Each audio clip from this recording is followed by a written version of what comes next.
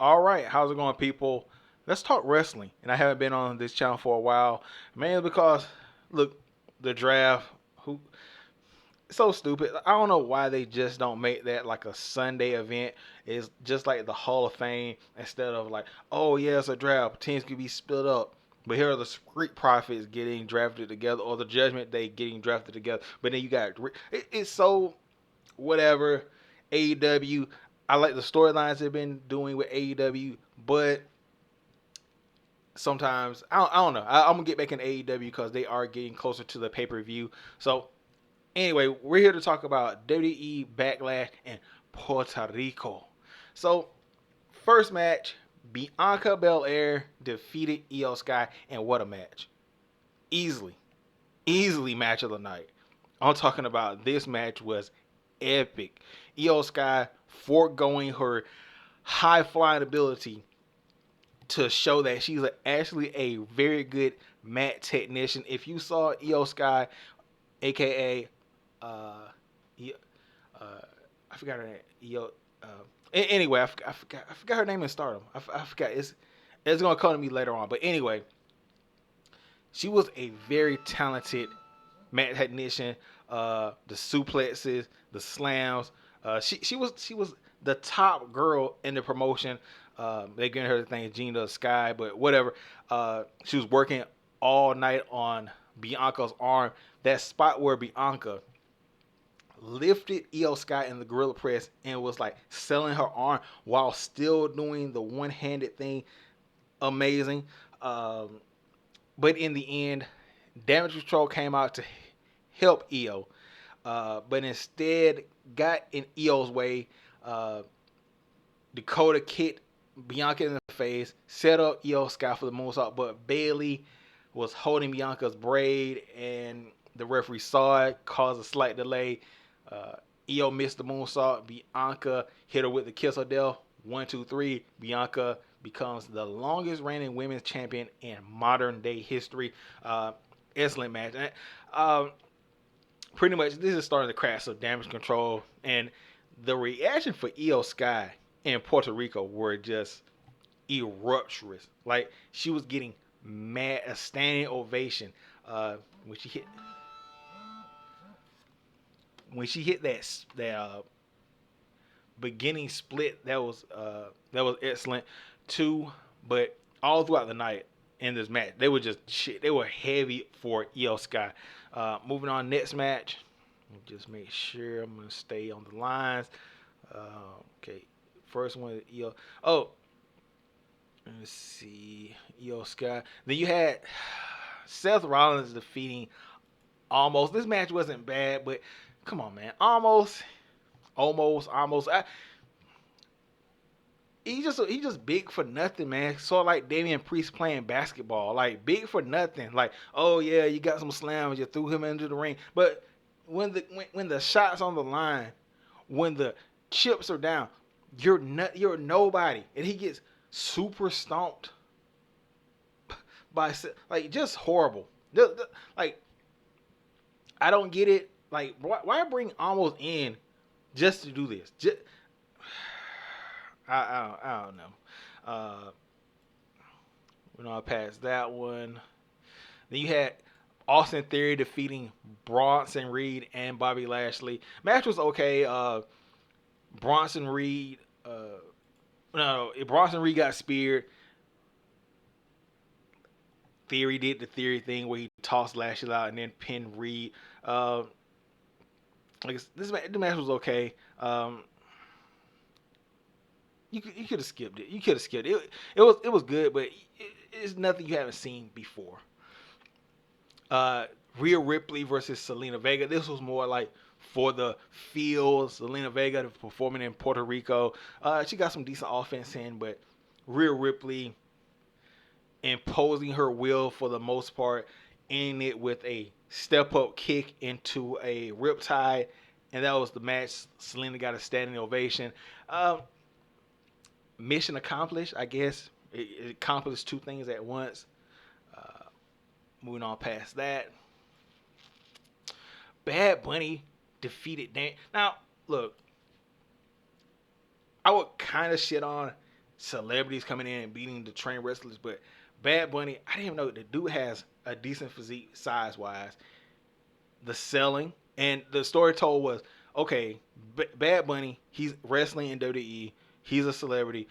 He's getting some decent shots in, but for the most part, everything he does is getting shut down by Damian Priest for this whole entire match. Bad Bunny starts a little thing, kendo stick. Damian Priest stops it. Punches. Damian Priest stops it.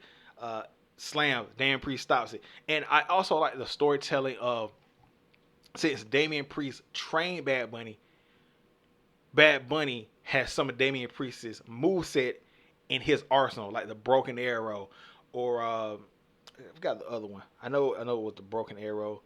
I forgot the other one in this match. But halfway through the match, the Judgment Day come out to attack Bad Bunny, and then the LWO come out along with Rey Mysterio and Savio Vega, and it's this whole show with Carlito and everything. That was a cool moment. I think even before that. Oh yeah, Bad Bunny was working on. It was a point of the match where Bad Bunny injured Damian Priest's leg, and that was what brought the Judgment Day. So Bad Bunny was working on his leg. Out comes Judgment Day. Then out comes the rest of the characters, and the match ends with Bad Bunny hitting a Canadian or the Bunny Destroyer on Damian Priest. Like I said, most time I'm upset about celebrities winning, but I feel like Bad Bunny, man, like he put on a hell of a show. And I don't know the significance of Bad Bunny. I don't speak Spanish, and I don't really know how big his global impact or his music is. Like, I don't want to say, is this like Michael Jackson wrestling Hulk Hogan, or like is this like Michael Jackson wrestling Damian Priest, like a Mid Carter? Who would have been like? What can I relate this to from back in the day? Or can you not really relate it? Because it feels different. It feels for Bad Bunny to be this big of a star and wrestle the way he did in this match and take the bumps he did, especially when he took that broken arrow off of the top of the sound thing onto the table. Like, you gotta think about it. The level of trust that, first of all, Damian Priest has from WWE, Bad Bunny's team, Bad Bunny's record label, to even allow him to take that spot when I know there's a lot of money behind Bad Bunny. So one thing going wrong, and it's like the whole thing stops, and it's whatever. But this was a good match. This was like, I would watch this again. This is one of the matches you really want to watch. And just for this, man, Bad Bunny deserves a spot in the celebrity hall. I won't even say celebrity, but just the WWE Hall of Fame. And then it ends, main event, the Usos and Solo Sikoa versus Riddle. Defeated Riddle, Owens, and Zayn. Even though they won the crack showing, especially between Jay and Solo. They're going back and forth, taking each other in real hard. There was a spot in the match where Solo was going off, hitting people. Well, it was a whole collage of people, like everybody hitting their special moves. And Jay comes up behind Solo to like, yeah, man, that's how you do it. And Solo just turns around and just like grabs him by the neck, and he's just like in a fit of rage. Like, he's anybody who touches him, he's grabbing him, and like he grabs and he's about to hit the spike. He's like, oh, it's you, but damn. Should I spike you? Should I? Why I ought to spike you? I ought to spike you. And Jay's like, bro, you gonna spike me? I'm your brother. I'm this. I'm that. Sammy takes advantage, hits Solo with the hula kick, then hits Jay with the hula kick, pins him. Solo gets in, breaks it up. Somehow Riddle gets back in. I forgot how Riddle tags back in. Riddle hits the Bro Derek on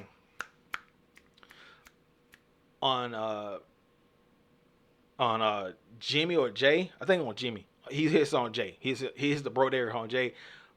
Solo comes in, hits the spike on Riddle. 1, 2, 3, and Jimmy, he's in the middle. He's just like, yeah, we won, smiling, while Solo and Jay are in between or on the other side. Like, bro, I hate you, bro. I ought to knock you out. I got a call real quick. Hold up. Hold on. Hey, how's it going? Chill, chill. Hold, give me five. Give me 2 minutes right now. I'm finna go ahead and knock this thing out real quick. Just stay on the line. Stay on the line real quick.